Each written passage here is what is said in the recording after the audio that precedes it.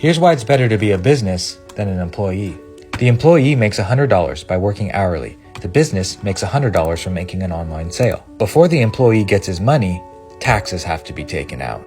The business, however, gets to spend that whole $100 on all kinds of expenses. They get to reinvest by taking write-offs. After taxes, the employee gets $80. After expenses, the business still has $20. It's not over yet. The employee still has to pay for their expenses. The business has to pay taxes. At the very end, they're both left with $16 in profits. The employee only got to spend $64 on expenses and had to pay $20 worth of taxes.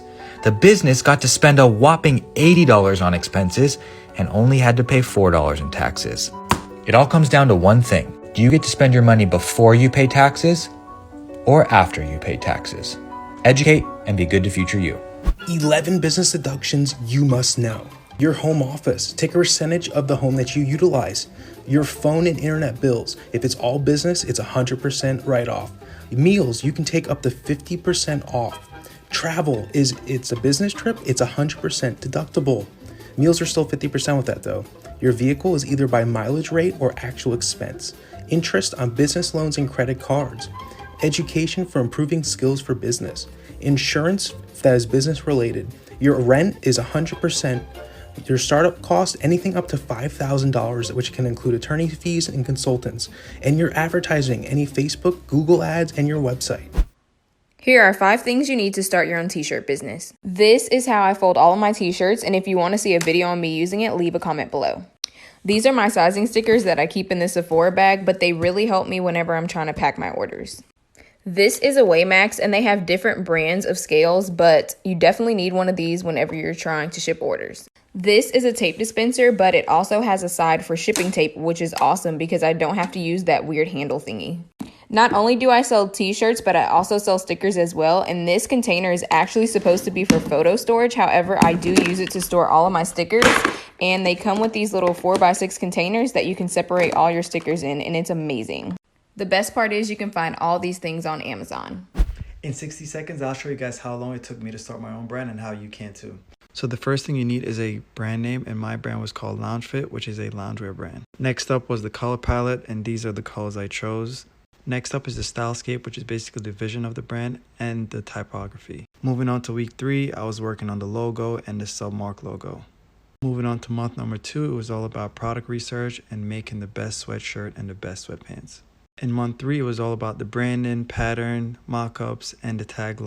Also, during that time, I was working on the packaging while also creating graphics for my social medias. Now we're in month 4, and it was time to work on the product design and order samples. Also, I can't forget I was also working on the website. First sample came in, and I had to change a couple of things. While I was working on the samples, I was also working on social media, and I gave away 100 free masks. Now, this was the worst part, waiting for your final design to come in because you're scared and you have no idea what's going to happen. When the samples come in, you do a photo shoot, and then you launch and make sales. Small Business Tips Part 2. So I'm going to tell you where to buy your packaging for really cheap. They're called bubble mailers. So on Amazon, it's $27 for only $25. But at U-Pack and Ship, you could buy 50 for only $11 or 1,000 for $161. So on Amazon, you'd be paying $1.08 for one. And on U-Pack and Ship, they'd only be 16 cents. That definitely saves a lot of money, especially if you're just starting out. Hey guys, it's Nat with Darling Authority, and today I'm going to show you how I created my barcode system. You only need a couple items to get started. First, obviously a clothing item. Next are these Avery address labels, printed business cards, and a tagging gun from Amazon. Then you're going to go to the Shopify App Store and search for retail barcode labels. Once in the app, you're going to click create barcodes and wait for this little guy to turn green. Once that happens, you're ready to start printing your labels. Click print labels and then start searching for all of the items that you want tagged. I'm going to start with this rainy day sweater just as an example. Next, select your label template, which I chose the Avery standard, and set the number of labels to what's in stock. Finally, you're going to click print and it'll create this document for you. This is what the final product looks once it's printed out. Now all there's left to do is peel off that sticker, put it on the back of your business card, grab that tagging gun, and tag all of your clothing items with those labels. And that's it. Let me know what you guys think. Famous logos with hidden meanings. The H in Hyundai represents a handshake and is a symbol of trust and reliability. The 1 in this F1 logo is hidden in the black space. Baskin-Robbins hid the number 31 for their 31 flavors. Amazon has everything A to Z with a smile. All the letters of Toyota are represented in the logo. That's not just the letter B in Beats, those are headphones. There's a hidden arrow in the FedEx logo which represents speed. Tour de France logo has a hidden cyclist. The P in Pinterest is also a board pin. Follow and like for part 2. What's a piece of information that you learned that feels illegal to know? So depending on the structure of your business, if you have an LLC filing as an S-Corp, Section 179 of the IRS Code, which is currently in effect until 2026, has 100% accelerated depreciation for business expenses, things like computers, equipment, and vehicles. There happens to be a few vehicles that qualify for this as well. Vehicles of a gross weight of 6,000 pounds or more. Range Rovers, Porsche Cayennes, Suburbans, and Escalades. So in essence, you can go out and buy a brand new $125,000 Range Rover and write the entire thing off in 1 year and reduce your taxable income. Then you can do the same thing year after year, always having a brand new vehicle and always reducing your total taxable income to that amount. Kind of feels illegal, but it's not. If you're a business owner, I wanted to share some tips how to better organize your money. You're going to want to open up 5 bank accounts. These are their names, and this is how much goes into each account. You're going to have one account, income, where all the money your business makes goes into. And every 2 weeks, you disperse this money in here into these other 4 accounts. So let's say I have $100.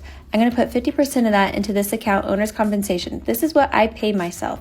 I'm going to put 30% into operations expensive. This account is meant to pay for all the supplies and everything needed for the business. This one will have a debit card attached to.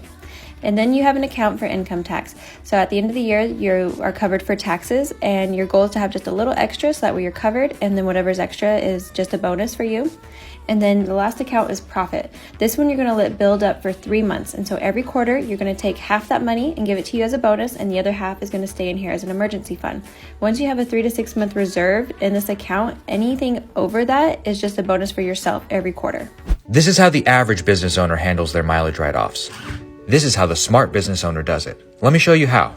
The IRS says that the first commute and the last commute cannot be written off as expenses, only the commutes in between. So if we drove 100 miles, we can't write off this one or this one, only this little 20-mile commute. Here's the right way to do it. The key to making all of this work is to have a home office.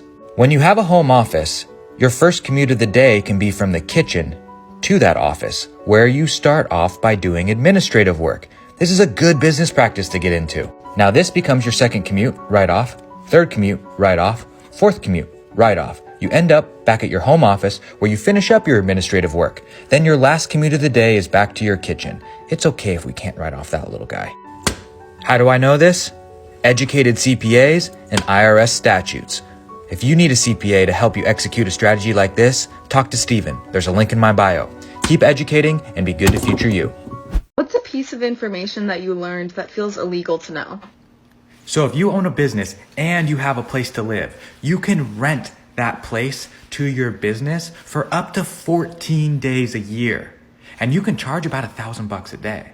So that means your business can take a tax deduction, a write-off for $14,000 for renting the home. And you get $14,000 of non-documented tax-free money that does not go on your tax return. That's $14,000 in cash you can do whatever you want with. It's called the Augusta Rule, Section 280A. Look it up, follow the rules, educate, and be good to future you. Here's how to make your brand look more expensive so you can charge more. It's actually so simple, just use more white space.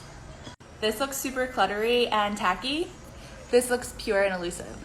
Same product, same messaging, but you pay way more for this one.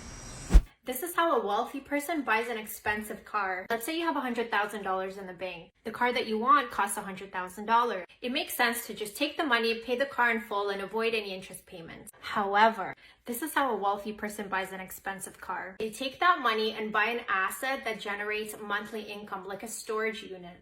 They take the loan out to buy the car, and the monthly income pays for the mortgage and the car. In a few years, the car is fully paid off and they still get cash flow from renting out the store. What's up, guys? Today I'm going to be showing you how to generate a brand name in minutes. Go to namelix.com, then type in keywords relevant to your business. So let's just say I am starting a photography business. So I'm just going to type in photography, image, and photo. Click short names, and now you have thousands of options or inspiration to choose from.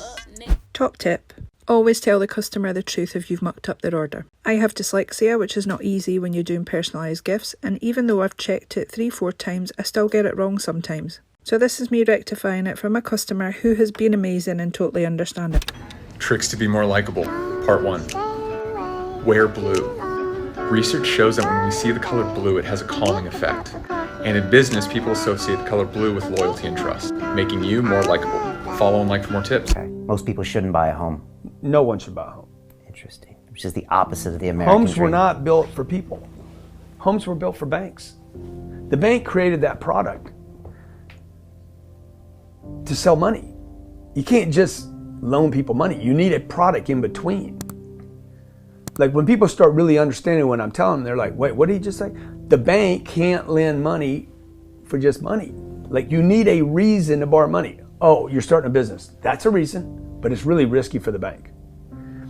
What if a bunch of bankers sitting around drinking bourbon? Dude, we need to lend more money. We got to lend money out, man. That's how we make money.